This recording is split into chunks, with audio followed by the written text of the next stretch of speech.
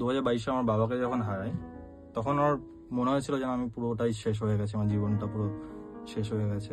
2022 সালে যখন বাবা মারা যান, একমাত্র মেয়ে যেহেতু আমি, হঠাৎ করে মনে হয়েছিল যে দুনিয়াটা থেমে গেছে। এরপরে কি করে কি হবে?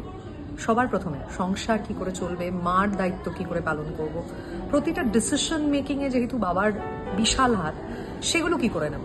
আমি যখন প্রথম কলকাতা শহরে আসি, বিকজ আমার বাড়ি শিলিগুড়িতে, মা বাবার ছত্র ছায়াটা তো একটা খুব সেফ এরিয়া, সেইটাকে ছেড়ে যখন একটা গোটা শহরে পুরোটা তোমাকে একা করতে হবে, রান্না থেকে খাওয়া থেকে গোটাটা নিজেকে সার্ভাইভ করতে হবে, সেইটা আই থিঙ্ক একটা চ্যালেঞ্জ ছিল। আমি তো মাকে নিয়ে এখানে একা থাকি, বাবা থাকেন কাজের সূত্রে বাইরে। তখন মাকে দেখা সেই সময়টা আমার পক্ষে এতটাই কঠিন ছিল যে কি করে আমি মাকে সামলাবো, তার উপরে আমার পড়াশোনা আছে, মানে ফাইনাল ইয়ারের পরীক্ষা ছিল।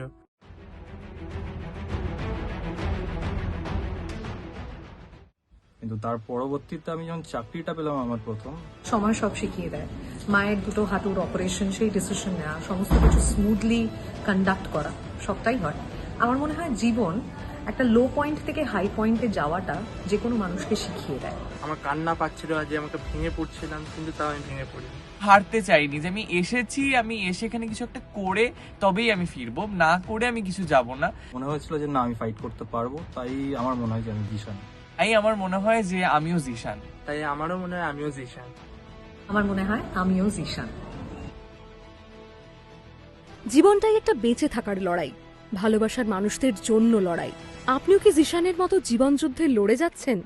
আপনার জিশান হয়ে ওঠার কাহিনী শেয়ার করতে পারেন আমাদের সঙ্গে। জিশান কি পারবে জয়ী হতে?